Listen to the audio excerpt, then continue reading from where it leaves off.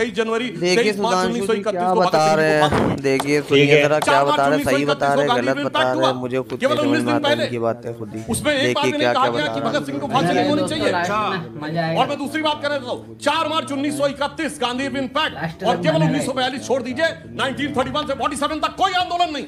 हाँ बेटा, मैं चरण करके पूछता हूँ, बताइए 1931 से 47 के बीच में कोई आंदोलन हुआ? नहीं, केवल एक 1942 में हुआ, वो जब सेकेंड वर्ल्ड वॉर उस दौर में पहुंच गया था कि लगने लगा था कि कहीं जापान भी जीत सकता है, और आजाद हिंद फौज की फौजें यहां पर आ गई थी। वो 1 महीने के लिए चला, अन्यथा 16 साल कोई आंदोलन नहीं हुआ।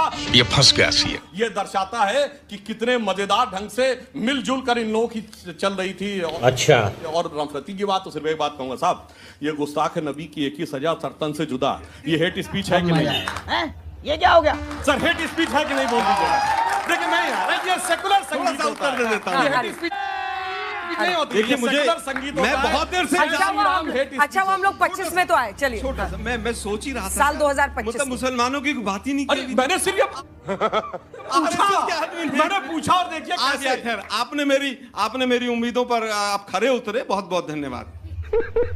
भगत सिंह के नाम पर एक चंडीगढ़ का एयरपोर्ट बनाने के लिए वो मूर्ति जो थी वो कई साल तक इंतजार करती रही। बात तो सही है। कम्युनिस्टों से किस तरह का रिलेशन राइट विंग का रहा, ये पूरे देश ने देखा है। 1935 में गवर्नमेंट ऑफ इंडिया एक्ट आया और तमाम छोटे छोटे चुनाव हुए, और उसके बाद 39 में द्वितीय विश्व युद्ध शुरू हो गया। तो स्वाभाविक है कि गोलमेज सम्मेलन हो, और चाहे वो सविनय अवज्ञा आंदोलन से लेकर नमक सत्याग्रह से लेकर तमाम जो कार्यक्रम थे वो चलते रहे, तो अंग्रेजों का विरोध कर रहे थे। बात तो सही है। लेकिन आरएसएस कहां थी भाई? कांग्रेस नहीं कर रही थी तो आपको दिखाई देता है, पर आरएसएस का कोई व्यक्ति किसी कार्यक्रम में कहीं अंग्रेजों के खिलाफ दिखाई दिया? नहीं। करा ली बेइज्जती।